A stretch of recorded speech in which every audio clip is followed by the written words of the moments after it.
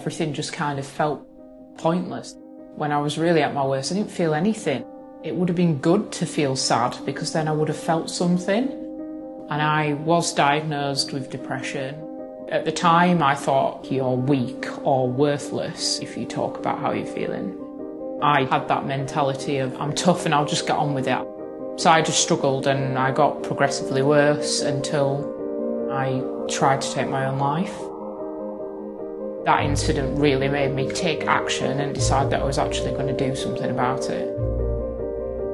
Part of my coping mechanism to stay healthy is to have a focus.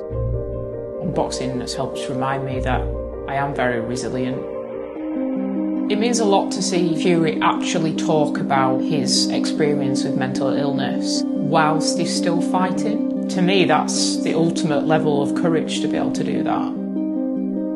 I see similar traits. We've both been through depression, we both tried to take our own lives and we both came back from it. I see how resilient he is now and I feel very resilient too. Like, I'm not scared. I feel like I've already experienced the worst thing I could experience. Now I just go for it. I work for a mental health charity. It's something I'm very passionate about. 1 in 4 people will experience mental illness. It's just that not everyone currently feels comfortable to talk about it. When I had the breakdown, I had loads of mates, everything was going well, I was off to uni. Life was sweet and then it just all came at once really. I told some girl that I loved her and she was like, why didn't you tell me this like a year ago? And then that kind of just shattered me. I had sleep deprivation, I also had tinnitus. Everyone was just pulling me. Then one day I just cracked. I was 18 and the boxing was on the telly ironically. And I thought I was in the fight, like shadow boxing pretty much on the carpet. I remember just standing up with a cup in my hand, really high pressure. I'm looking at the cup, I'm looking at my mum and I just dashed it through the window. My mum's like, what the fuck are you doing? I'm like, I don't even know. And they took me to the mental institution in the end. I was under section for a couple of months. But at that time I was on far too many drugs to be able to even think, let alone box. Getting myself back onto my feet, I thought, right, I've got to do it now. Since I've started again, I've been back into boxing for 18 months now, and I've had 10 bouts.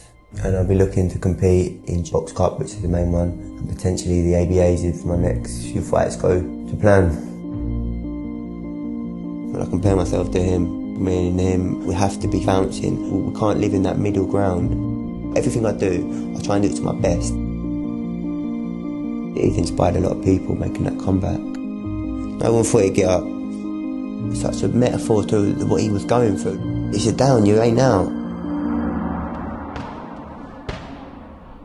Yeah, I got into boxing, it was kind of like a release. Letting it all out, punching away, and so I got so much built up aggression. I was kicked out when I was about 15. My mum was with a partner and actually he kicked me out of my own house.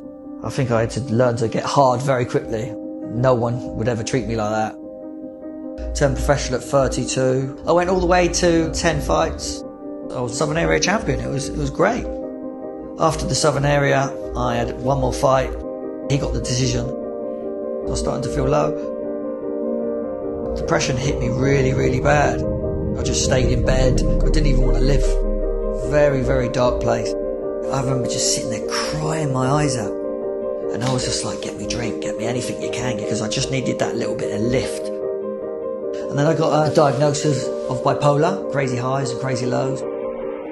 When you're so low, sometimes it can spin around and you get mania. Then you're too high.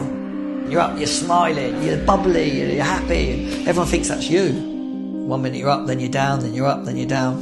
It just become overwhelming because you can't handle it. You just want to rest, you just want to sleep. When he got up, I got up. It inspired me to get out of bed, grit my teeth and do something. It made it feel that it was okay for me to talk about it and me to open up because he did. Therapy is important. You have to let it all out. And it's very, very important to let out. The psychiatrist said, look, it will lift, it will lift, it will lift. And eventually, thank God, it lifted. After the year out, I nearly lost my business. I was behind with my rent and the bills were coming in. Now I'm back. I went from 4 people in the class to 25 people in the class. Everyone is happy, the gym's busy. I want to win a British title and I want to base my life on giving back and inspiring people. You know, the rest is a bonus for me. Going through the mental health now, I'm so much more aware of myself now. Like, I know triggers, so I don't really experience them major lows no more because I'm so conscious of it. As soon as I start to feel a little bit low, I'm like, nah, there's no need for that. Just rest up, just look after your health, and you'll start to feel back to your good self again. So I've learned that if you've got something to say it. The more stuff you suppress, the less functional you're going to be. You can help other people just by sharing that story. If he talks, other people will. And that's why I do.